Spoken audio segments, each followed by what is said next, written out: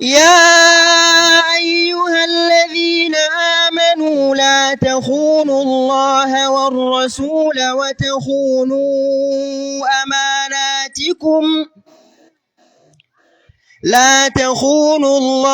والرسول وتخونوا أماناتكم وأنتم تعلمون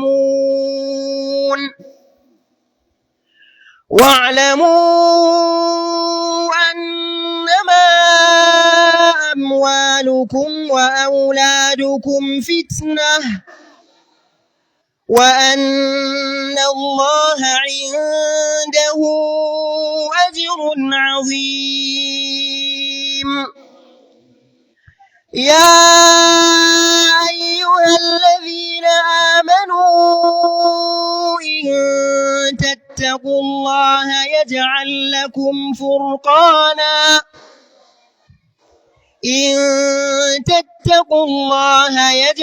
لكم فرقانا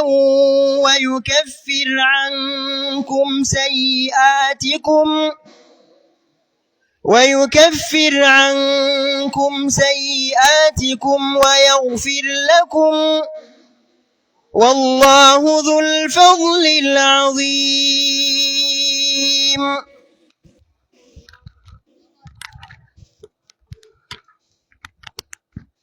أعوذ بالله من الشيطان الرجيم. بسم الله الرحمن الرحيم. الحمد لله والصلاة والسلام على رسول الله وعلى آله وأصحابه والتابعين ومن تبعهم بإحسان إلى يوم الدين. فسبحانك اللهم لا علم لنا إلا ما علمتنا فعلمنا ما ينفعنا وزدنا من لدنك علما.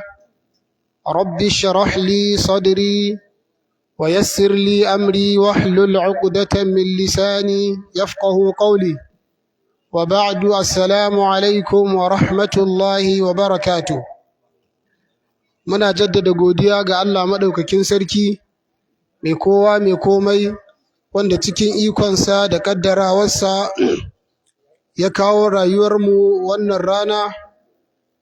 rana ta Juma'a, wanda ya tara fuskokinmu a wannan anguwa mai albarka, wani yanki na anguwar Gandun Wambai a nan cikin garin Azare, a ƙofar wannan masallaci, sabon masallaci da ake ƙarasawa, wanda aka yi wa suna da Masjidul Umma.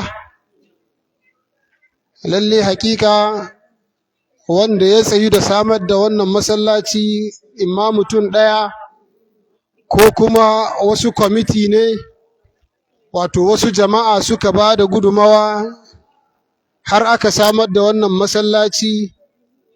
Duk gudumawar da mutum ya bayar aka samar da wannan masallaci, ya sani cewa aikinsa bai tafi a banza ba, kuma ba zai tsaya a nan iya duniya ba. Ya sani akwai ranar da zai ainihin tsaya gaban Allah maɗaukakin sarki ya karɓi sakamakon wannan gagarumin aiki da ya yi. Annabi sallallahu alaihi wasallam a cikin hadithi yana cewa man bana lillahi masjidan walau ka mifhasi qudatin bana Allahu lahu baitan fil janna. Annabi ya ce duk wanda ya gina wa Allah maɗaukakin sarki baitan, wani irin gida, wannan gidan ana nufin masallaci. Sai annabi sallallahu alaihi wasallam ya ce walau ka mifhasi qudatin, wannan gidan tsabar kankantarsa ko da daidai yake da sheka na tsuntsu, ko da daidai yake da sheka tsuntsu. Wato ka duba gurin da tsuntsu yake zuwa ya laɓe don ya samu ya kwana, ko gun da ya ɗan gina domin ya yi ƙoyi, ya zamanto ya ƙyanƙyashe ƙoyinsa a gurin. To idan ka gina wa Allah maɗaukakin sarki gida, ka gina masallaci wanda girmansa bai wuce haka ba, annabi sallallahu alaihi wasallam ya ce Allah zai gina maka gida a gidan aljanna.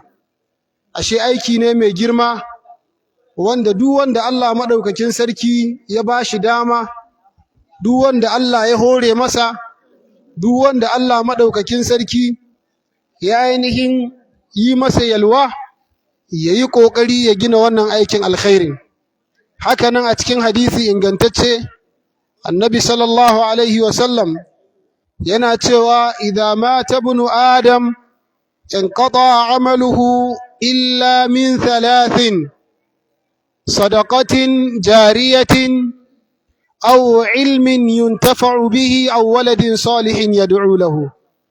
Annabi yace duk wanda ya mutu cikin bani adam, duk wanda rayuwarsa ta ƙare a gidan duniya, to dukkan wani aiki da yake yi na alkhairi ko ya gabatar na alkhairi, wannan aikin yana katsewa da mutuwarsa.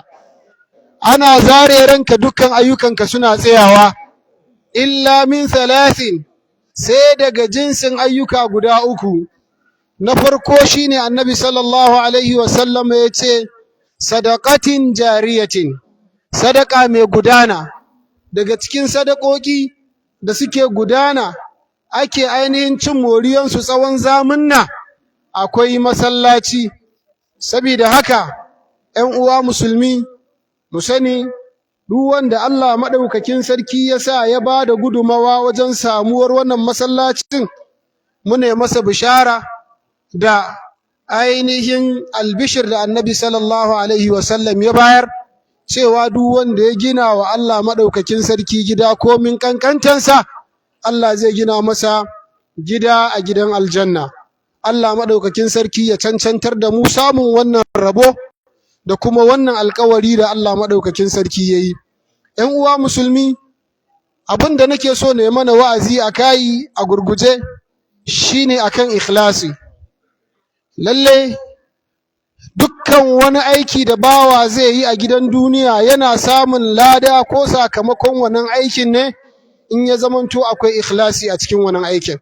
Hatta falala da daraja da muka ambata cewa an yi tanadinsa ga waɗanda suka gina masallaci ko suka samar da masallaci, ko kuma sadaka mai gudana da muka karanta hadisi, yana tabbata ne ga bawa idan ya kasance yana da ikhlasi. Ikhlasi shine tsantsanta yin aiki don Allah maɗaukakin sarki. Kada ka gwama wani a cikin aikin da na Allah maɗaukakin sarki ne. Idan ya zamanto bawa ya ɗaura ayyukansa akan ginshiki na ikhlasi, sai ya zamanto zai samu kyakkyawar sakamako idan ya koma ga Allah maɗaukakin sarki. Allah maɗaukakin sarki don girma da ƙima da mahimmanci da tsananin buƙatuwa zuwa ga ikhlasi da bayi suke da shi cikin ayyukansu, Allah ya sauke sura sukutum da guda, yana mai nuna mana mahimmancin ikhlasi. Aka sanya wa surar suna suratul ikhlas. Allah ramma mai Allah maɗaukakin sarki yake cewa bismillahir rahmanir rahim qul huwallahu ahad allahus samad lam yalid wa lam yulad wa lam yakul lahu kufuwan ahad. Allah maɗaukakin sarki yake faɗa mana a cikin wannan ayoyi, cikin wannan sura mai albarka, Allah yana nuna mana mahimmancin ɗayanta Allah maɗaukakin sarki da kuma tsarkake shi a cikin dukkan wani aiki da bawa zai yi, yana mai neman samun lada a gurin Allah maɗaukakin sarki. Allah ya ce, ƙul ka ce, huwallahu ahad, shi ne Allah maɗaukakin sarki wanda yake shi ɗaya, la sharika lahu, ba shi da abokin tarayya a cikin halittunsa gaba ɗaya da Allah maɗaukakin sarki ya halitta, babu wanda yake tarayya da shi cikin wani abu cikin ayyukansa, babu ɗaya da yake kama da Allah maɗaukakin sarki cikin sifarsa ko zatinsa. Shi ɗaya yake a cikin ayyukansa, shi ɗaya yake a cikin sifofinsa, shi ɗaya yake a cikin ainihin sunayensa.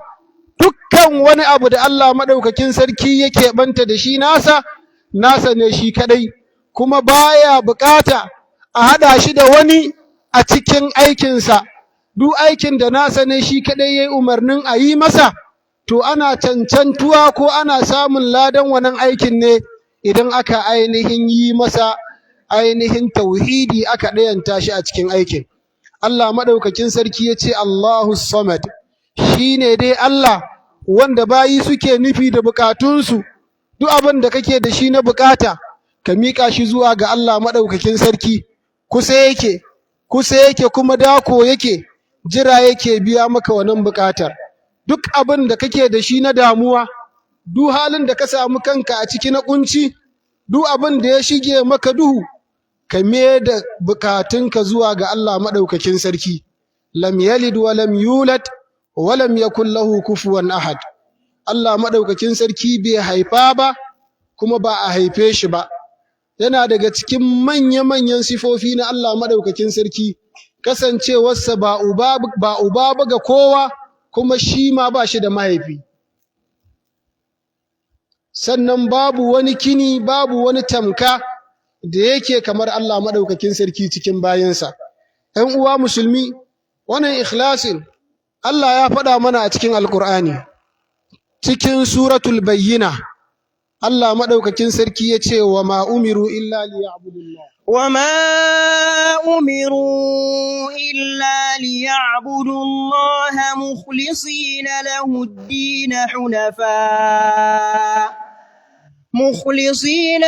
الدين حنفاء ويقيموا الصلاة ويؤتوا الزكاة وذلك دين القيمة. wata sura ta daban cikin suratul zumar Allah madaukakin sarki yace inna anzalna ilaykal kitaba bil haqq inna anzalna ilayka bil haqq إنا أنزلنا إليك الكتاب بالحق فاعبد الله مخلصا له الدين ألا لله الدين الخالص. Allah maɗaukakin sarki a cikin wa'annan ayoyi, Allah maɗaukakin sarki a cikin sura ta farko wa ma umiru illa liya'budullah. Allah ya ce ba umarci bayi ba illa liya'budullah, face su bautawa Allah maɗaukakin sarki. Mukhlisina lahu ad-din, suna tsantsanta masa addini shi kadai, suna tsayar masa da ikhlasi a cikin ibadar da za su yi masa. Ashe bawa ba zai samu ladan aikinsa da yayi ba zai samu sakamako a gurin Allah madaukakin sarki ba idan ya zamanto babu ikhlasi a cikin bautarsa.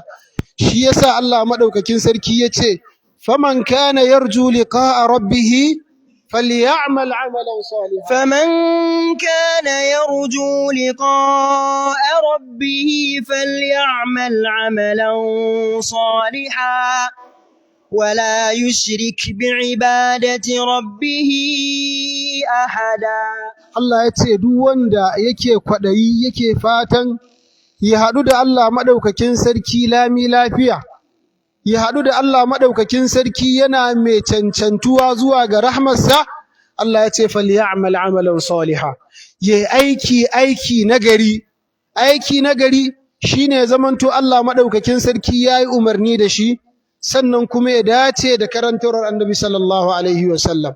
Idan aiki ya sauka akan wannan ka'idar, to bai zama amalun salih ba, ya zama umarni ne daga gurin Allah maɗaukakin sarki, sannan kuma wato ya dace da karantarwar Annabi sallallahu alaihi wasallam.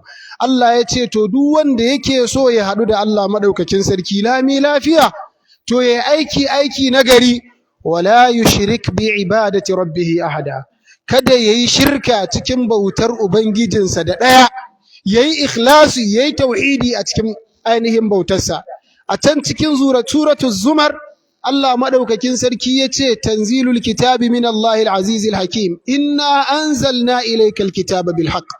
Lalle annabi sallallahu alaihi wasallam mun saukar da ko mu ne muka saukar da littafi a gare ka bil haqqi da gaskiya.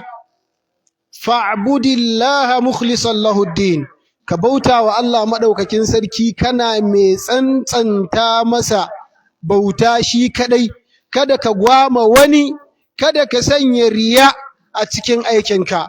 Allah maɗaukakin sarki ya ce ala ku saurara, lillahi dinul khalis, ga Allah maɗaukakin sarki tsantsantaccen addini yake. Idan za ka bauta wa Allah maɗaukakin sarki, ka tabbatar ka tsantsance bautar da za ka yi wa Allah maɗaukakin sarki, ka tsantsance bautar da za ka yi wa Allah maɗaukakin sarki ga barin shirka, kada ka kuskura a samu shirka a cikin aikinka. Hadisi ya tabbata daga Annabi sallallahu alaihi wasallam yake cewa ana aghna shuraka ani shirk, hadisul qudusi. Allah yake cewa lalle ni ne wadataccen sarki, na wadata ga barin masu yin shirka daga shirkar da suke yi gare ni. Man amila amalan ashraka fihi ma'i ghairi taraktuhu wa shirka. Allah madaukakin sarki a cikin wannan hadisul qudusi yake cewa to duk wanda ya aikata wani aiki, kowane irin aiki ne, kama daga sallah, kama daga azumi, kama daga zakka, kama daga aikin hajji, kama daga biyayya wa iyaye, kama daga karatun alkur'ani, duk wanda ya aikata aiki na neman yardar Allah maɗaukakin sarki, sai yayi shirka da Allah maɗaukakin sarki, yayi wannan aikin don wani ya gani ya ji daɗi, ko yayi wannan aikin don ya burge wani, ko yayi wannan aikin don a ziga shi ko a yabe shi, shine ashraka fihi ma'i ghairi, yayi shirka da wani na a cikin aikin da nawa ne, inji Allah maɗaukakin sarki. Taraktuhu wa shirkahu, na bar shi da shirka sai je can ya karata. Wa qadimna ila ma amilu min amal, wa qadimna ila ma amilu min amalin faj'alnahu haba'an mansura. Allah madaukakin sarki ya ce ranar alkiyama sai mu gabato da aikin da suka yi na daga ayyuka a gidan duniya, amma aikin ba su yi don Allah ba, babu ikhlasi a cikin aikin, babu kyakkyawar niyya, ba don Allah aka yi aikin ba, don a burge wani aka yi aikin.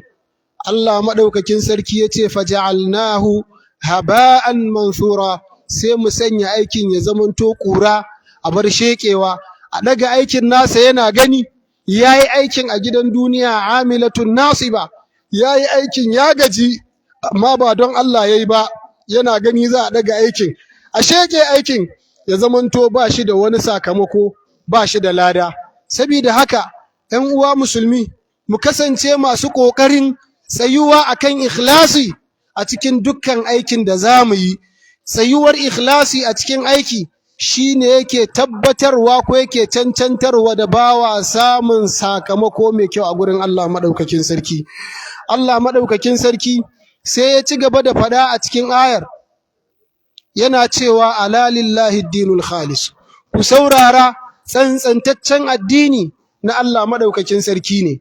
A wani gurin a cikin suratu zumar ɗin dai Allah ya ce mana kul inni umirtu an a'budu Allah, qul inni umirtu an a'budu Allah mukhlishan lahu ad-din wa umirtu li an akuna awwalal muslimin.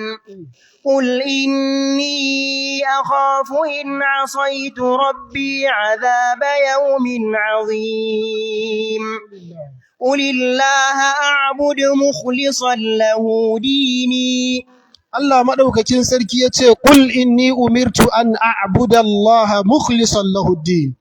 Allah ya ce, ka ce, lalle ni an umarce ni, in bauta wa Allah maɗaukakin sarki ina mai yin ikhlasi cikin bautar da zan yi masa. ‘Yan uwa musulmi, duk wanda yake so ya samu sakamakon aikin da ya yi a gidan duniya, wajibi ne ya kiyaye ikhlasi. Wajibi ne ya mai da hankali wajen samar da ikhlasi ingantacciya a cikin aikinsa. Allah ya ce ka ce, inni umirtu, lalle ni an umarce ni, an a'buda Allah, na bauta wa Allah maɗaukakin sarki ina mai tsananin tsantsancewa da samar da ikhlasi a cikin bautar da zan yi wa Allah maɗaukakin sarki.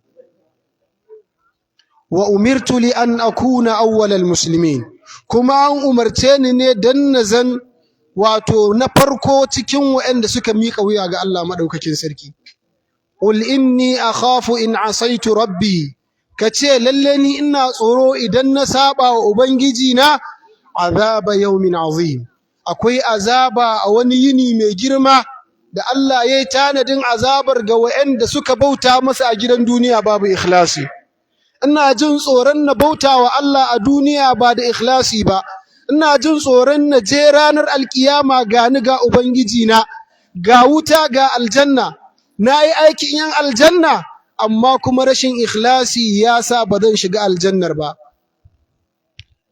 Sai Allah maɗaukakin sarki ya ce mai, ƙulillaha a'budu, ka ce Allah maɗaukakin sarki shi ɗaya zan bautawa, mukhlisan lahu dini, ina mai yi masa ikhlasi cikin addini na da zan yi. Ibn al-Qayyim rahmatullahi alai yana faɗa yake cewa wato da yawa ba cika samun rashin ikhlasi a cikin ayyuka na ibada wa'anda mutane kowa ake musharaka a cikinsa ba, musamman abin da ya shafi sallah da azumi. Ibn al-Qayyim ya ce wannan mutane kowa yana ƙoƙarin yin ikhlasi a ciki. Ayyuka na farilla ya ce an fi samun rashin ikhlasi a cikin ayyukan da suka shafi mai, suka shafi wato ayyuka na gabbai, irin aikin hajji, irin wato sadaka da mutum zai bayar ya zamanto yayi dan ya burge mutane, ya bayar yayi gori, ya bayar ba don Allah madaukakin sarki ba. Ibn al-Qayyim yace an fi samun rashin ikhlasi a cikin irin wannan wato gabobi na ibada. Yan uwa musulmi, ikhlasi shine ginshikin aiki, shine ginshikin samun sakamako a gaban Allah madaukakin sarki. Duk wanda yake so ya haɗu da Allah madaukakin sarki lami lafiya, wajibi ne ya kiyaye ikhlasi a cikin ayyukansa. Wasu hanyoyi ne idan bawa ya bi su, wasu matakai ne idan bawa ya tafi a kansu, ana fatan zai samu ikhlasi a cikin ayyukansa. Abdul Muhsin Al-Qasim ko Muhammad bin Abdul Muhsin Al-Qasim, ɗaya daga cikin malama ko limaman haramin Madina, ya rubuta littafi ya sa masa suna Khutuwatun ila Sa'ada, wato wasu tattaki da za su kai bawa zuwa ga katari ko zuwa ga dacewa ko zuwa ga aljanna. Malam yake lissafowa wasu hanyoyi guda 8, ya lissafo wasu hanyoyi guda 8 wanda idan bawa ya bi su ana fatan zai samu ikhlasi a cikin aikinsa. ‘Yan uwa musulmi, shedan yana bujurowa bawa a kowane lokaci domin ya ɓata masa aikinsa. Shi yasa lokacin da Allah maɗaukakin sarki ya tsine wa shedan, sai ya rantsuwa a gaban Allah maɗaukakin sarki, ya ce fa bi'izzatika la'ughwiyannahum ajma'in illa ibadaka minhumul mukhlasin. Ya ce ya Allah wallahi ina rantsuwa da buwayarka sai na batar da jikokin wannan da ka fitar da ni daga aljanna ka kore ni ka tsine mun domin sa, sai na batar da jikokinsa da zuriyarsa gaba ɗaya. Mu kenan ‘yan annabi Adam, domin Allah ya ce ya sujjada bai yi ba, daga nan Allah ya tsine masa. To kafin ya tafi sai ya ɗauki wannan alkawarin a gaban Allah maɗaukakin sarki, ya ce fa bi'izzatika la'ughwiyannahum ajma'in, ina rantsuwa da buwayarka la'ughwiyannahum, wallahi lamul qasmi nunu taukidi, wallahi tabbas sai na batar da su gaba ɗaya illa ibadaka minhumul mukhlasin. Sai ya togace ce sai dai wa'anda suke bayinka, wa'anda suke yin ikhlasi a cikin bauta maka, wa'annan kam innahu laysa lahu alaihim sultanun, ba shi da iko a kansu. To ‘yan uwa musulmi, domin mu kare kanmu daga fadawa tarkon shedan akan abin da ya shafi lamarin ikhlasi a cikin ayyukanmu, ga wasu hanyoyi guda 8 da za mu so mu rike su. In muka rike su muka tafi a kansu, in Allah ya yarda za mu samu ikhlasi a cikin ayyukanmu. Hanya ta farko da malam ya kawo shine addu'a, shine bawa ya kasance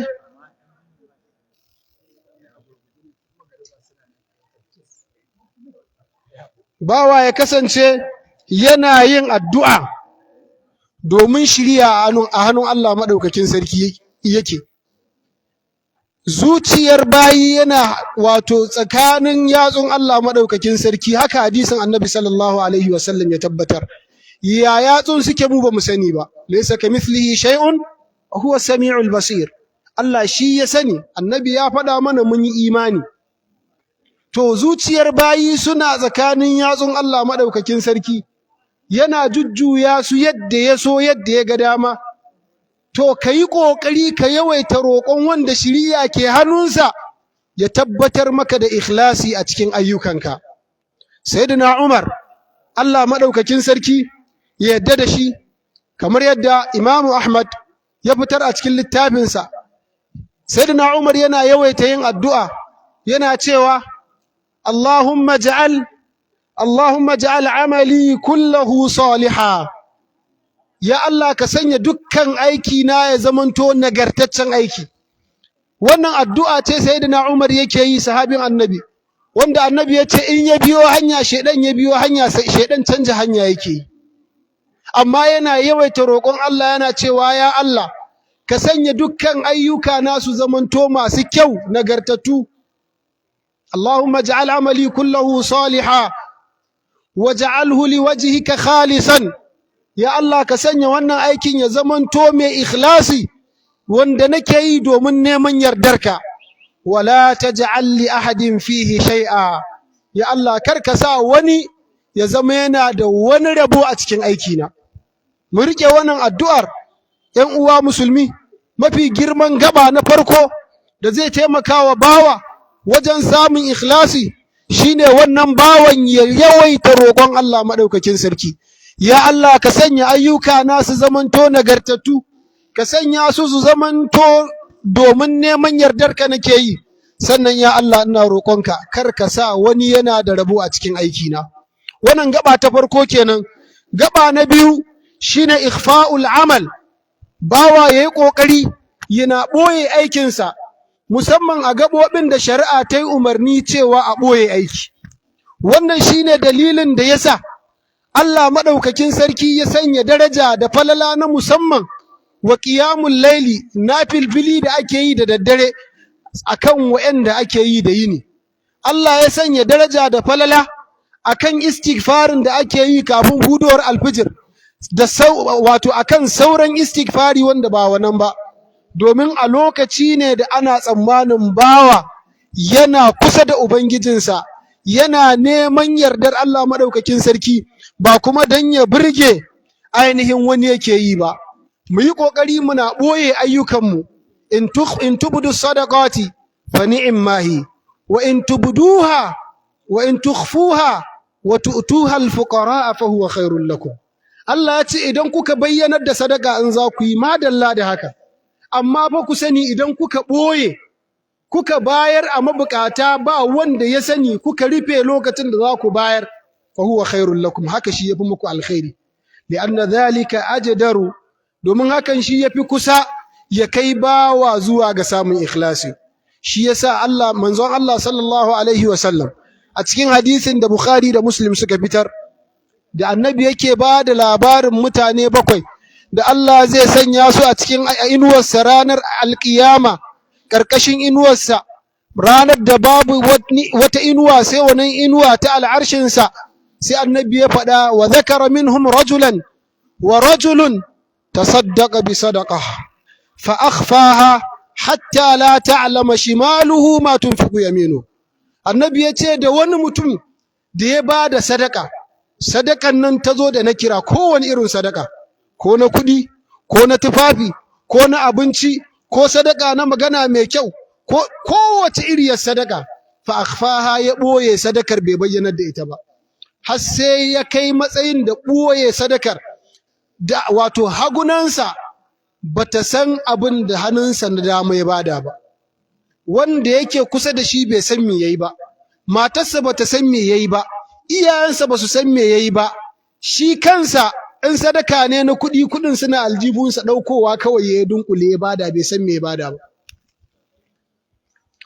Kaga me ya sama masa wannan darajar na samun falala da darajar shiga inuwar al'arshin Allah ranar alkiyama? Ɓoye aiki a gurin da shari'a ta yi umarnin a ɓoye. ‘Yan uwa musulmi, ikhlasi. akwai hadisi ingantacce wanda al-Imam al-Bukhari da al-Imam Muslim suka fitar, mu gane girman ikhlasi da yadda yake ɗaukaka darajar bawa a gurin Allah maɗaukakin sarki. Annabi yake ba da labarin mutanen da suka zo a gabaninmu, sai annabi ya ba da labarin wata mata karuwa daga cikin karuwoyi na Banu Isra'il. Ta ƙare rayuwarta wajen karuwanci, ba ta aikata wani aikin alkhairi wa Allah maɗaukakin sarki ba. Ta zo za ta sha ruwa, bayan ta sha ruwa ta gama buƙatar ta za ta tafi, sai wani kare ya zo yana zaga rijiyar, alamun yana buƙatar ruwa. Wannan matar sai ta tausaya wa wannan karen, ba kowa ba mai ganinta, ta ainihin sauka cikin rijiyar, ko kuma ta sa huffinta a rijiyar ta ɗebo ruwa ta ba wa karen. Karen ya sha, ta tseratar da rayuwarsa, ya zama don Allah ta yi wannan aikin da tsantsar ikhlasi a cikin zuciyarta.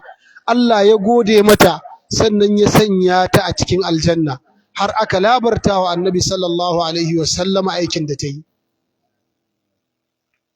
Ashe yan uwa musulmi, muna da buƙatar in za mu yi aiki mu ɓoye. Gaba ta uku a gurguje shine mutum ya yi ƙoƙari yana duba ayyukan waɗanda suka gabace shi cikin mutanen ƙwarai.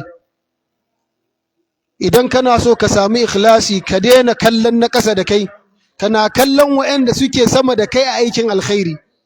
Shi yasa Allah maɗaukakin sarki a cikin Alƙur'ani cikin suratul An'am, Allah da ya ba da labarin annabawa gaba ɗayansu, sai Allah ya ce ula'ika alladhina hadallah, wa'annan annabawa da muka ba ku labarinsu, da na cikin suratu An-Nisa, da na cikin suratul Anbiya, da wa'anda ma ba a ba ku labarinsu ba gaba ɗaya, cikin suratu Maryam ma akwai su. To Allah ya ce gaba ɗayansu in ka haɗa su, su ne wa'anda Allah ya shiryar da su. Sai Allah ya ce me? Fa bihudahu muqtadi, ku yi koyi da irin shiryarsu. Kenan wanda yake so ya samu dacewa a cikin ayyukansa, ya yi ƙoƙari yana ainihin koyi da waɗanda suka zo a gabaninmu cikin ainihin annabawa, cikin magabata, annabawan Allah da kuma sahabbai da nagartattun bayi. ‘Yan uwa musulmi, abu na hudu shine bawa ya zamanto yana jin shine ihtiqarul amal, ya kasance yana rena aikin da ya yi. Kada kana kambama aikinka, ka ce yanzu ni ne nayi kaza, ni ne shekara kaza kullum sai na yi azumi kaza, ni ne shekara kaza ban taɓa rasa sallar dare ba, ni ne nake ba ciye da mutane kaza ba na fashi. Kada kana kambama aikinka, kana duba girman wanda kake aikin dominsa, ka gane cewa alfarma yayi maka in ya karɓi wannan aikin daga gare ka. Ka duba ni'imar da shi din yayi maka, wa in ta'uddu ni'matallahi la tuhsuha. Daga cikin ni'imomin da Allah ya maka, oxygen kadai idan zaka sha na awa daya a asibiti sai ka biya ina ga sama da 10,000. Idan zaka sha na awa 24 kana neman naira 240. Ka lissafa in zaka sha na sati daya na nawa zaka sha? Shekarar ka 40, shekarar ka 50, shekarar ka 60 kana shakar oxygen. Ba a zo maganar abinci ba, ba a zo maganar ni'imar fitsari ba, ba a zo maganar ni'imar ba haya ba, ba a zo maganar ni'imar bacci ba, ba a zo maganar ni'imar ruwa da kake sha ba. Sai sallar da kake yi, kai kake gori, kake ganin wani abu kake yi, kana ji a ranka cewa na gajiya, ya Allah ba ni da wanda zai karɓi wannan aiki in ba kai ba. Ya Allah, wannan aiki da kai umarni da shi na yi shi gwargwadon abin da zan iya, ya Allah, duk da gajiyawa ta, Allah ka karba daga gare ni. Ya Allah, ni bawanka ne, ba ni da wani ubangijin in ba kai ba. Ya Allah, kana da wasu bayi masu daraja bayan ni. Ya Allah, ka tausaya min, ka karba daga gare ni. Ka rena kanka, ka kaskantar da kanka a gaban Allah maɗaukakin sarki.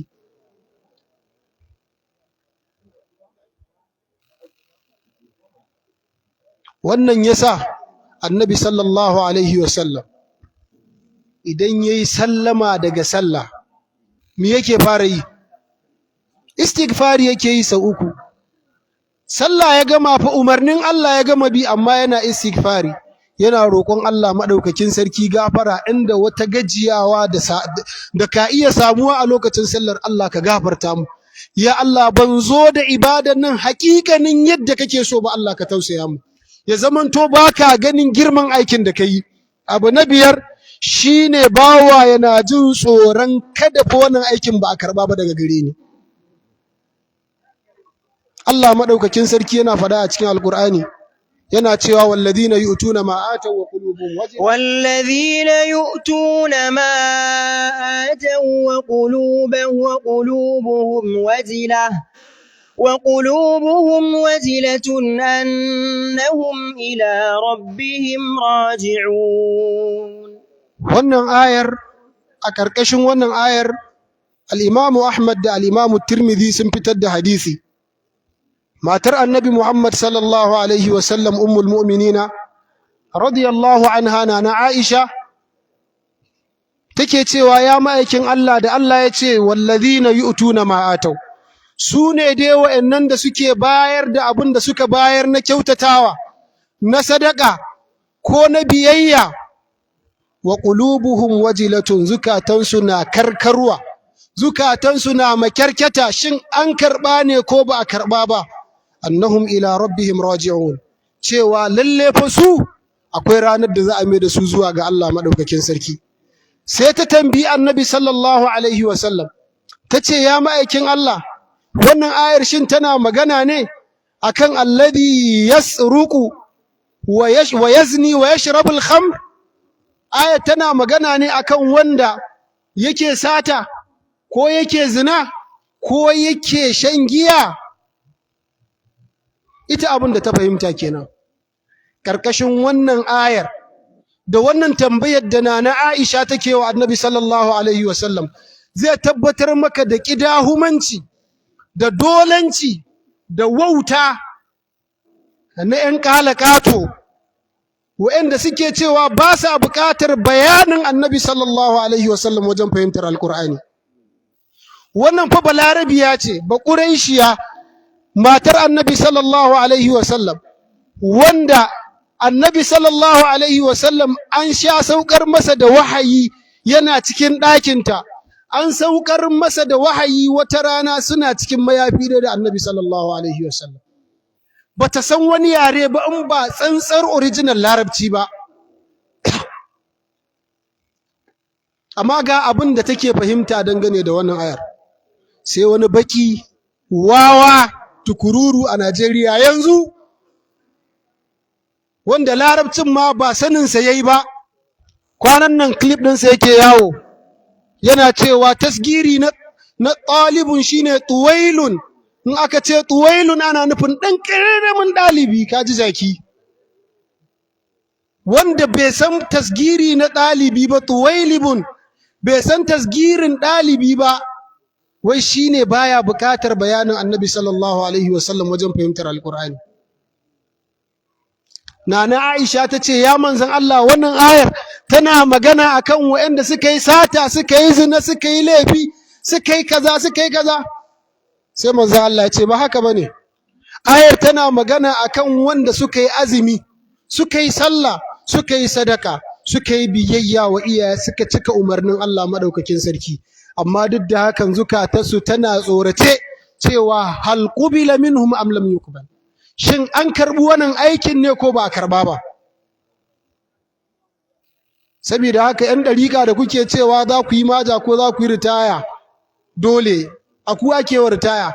Kai ka taba ganin wannan bagidajen ya tafi da ahlus sunna a wannan kidahumancin? Ya je da shi ina? Mutumin ya ce Isra'i da Mi'raji ƙarya ne, ya ce Sayyidina Ali ba a yi shi, Hassan da Hussein ba a yi su ba. Duk wani abu da ya zo a cikin ingantaccen hadisin Annabi sallallahu alaihi wasallam ya ce babu shi. Dama Jawahirul Ma'ani ko dama da suke ta abubuwansa a ciki, dama ya ce ƙarya ne, mu ma mun haɗu da shi a nan. Mun ce ƙarya ne abubuwan da ake karantawa mutane a ciki. to yau ya zo ya maja ba tare da ya tuba ya daga wancan aƙidar tasa ba, ya ce ku zo ku tafi tare don a yaƙi ahlus sunna, kuma kun ce kun ji kun yadda kun gamsu. Saboda haka gashi nan, in har wa'annan mutane masu daraja masu ilimi, ba a yi mace mai ilimi a cikin al'ummar nan irin na Aisha ba, amma ga abin da ta fahimta, ga abin da ayar ke nufi, sai da annabi ya mata fassara. Wannan ba shi ɗaya bane ba. lokacin da Allah ya saukar da alladina amanu wa lam yalbisu imanahum bi dhulmin, alladhina amanu wa lam yalbisu imanahum bi dhulmin ulaika lahumul amnu wa hum muhtadun. Allah madaukakin sarki yace alladina amanu, wa'anda suka yi imani, wa lam yalbisu imanahum bi dhulmin, basu cuda imaninsu da zalunci ba, ulaika lahumul amnu wa hum muhtadun. Wa'annan suna da cikakkiyar aminci, suna da cikakkiyar kariya, kuma su ne shiryayyu. Sahabbai hankalinsu ya tashi, suka je suka sami annabi sallallahu alaihi wasallam, suka ce fa ayyuna la yazlimu nafsahu ya rasulullah, fa ayyuna la yazlimu, wane ne a cikin mu bai zalunci kansa ba ya ma'aikin Allah? Da wannan zaluncin da wannan ayat ta faɗa, waye babu wani abu kullalle ne a tsakaninsa da ɗan uwansa, ko tsakaninsa da iyalinsa, ko tsakaninsa da 'ya'yansa? Abin da suka fahimta shine me? Zalunci tsakanin ɗan adam da ɗan adam.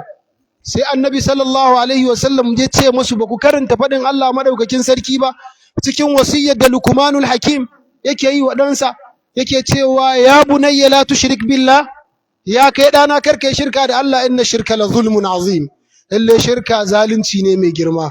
To wannan zaluncin da ake nufi a cikin suratul an'am, ga fassarar ta na a cikin suratu al-luqman. Gaba ta 5 shine kada bawa yana tasirantuwa da maganar da mutane suke yi a kansa. In kana yin aiki ainihin don Allah madaukakin sarki, to ka mai da hankalinka, ka rabu da abin da mutane za su faɗa a kanka. Abu na 7, gaba na 5 muka karanta yanzu, gaba na 7 shine kana ji cewa mutane fa da kake so ka burge a cikin wannan aikin ba su mallaki wuta ba, ba kuma su mallaki aljanna ba. In kai don su burge ka, ba wani sakamako da za su baka. Hakanan babu wata wahalarwa ko wata azaba da za su baka in baka burge su ba. In aiki na Allah ne, to kai don Allah madaukakin sarki. Kada ainihin biye wa mutane ya ainihin sa ka jirkitar da niyyarka cikin aikin Allah madaukakin sarki, ka yi nufin birge mutane, ka ajiye mutane a matsayin wanda yake cikin kabari, ta yadda abin da na bayan ƙasa suka yi ba zai amfane shi ba, hakanan ba zai cutar da shi ba. Gaba ta ƙarshe shine tazakkar annaka fil qabri bi mufradik, ka tuna cewa za ka zauna a cikin kabari kai kadai. Ka tuna cewa ranar da aka je aka binne ka a cikin kabari, babu abin da zai saura gare ka shine ikhlasinka, babu abin da zai saura gare ka shine yi don Allahnka, babu abin da zai saura gare ka sai kyawawan ayyukanka. Kyawawan ayyukan kuma za su samar maka sakamako ne in kayi ikhlasi, kayi don Allah. Wannan dalili yasa Ibn al-Qayyim yake faɗa a cikin ainihin littafinsa Tariqul Hijratain, yake cewa sidqu ta'ahhubi li liqa'illahi min anfa'i malil abdi wa ablaghuhu fi husuli istiqamatihi. Sai ce fa inna man ista'adda li liqa'illah inqada qalbuhu 'anid dunya wa ma fiha.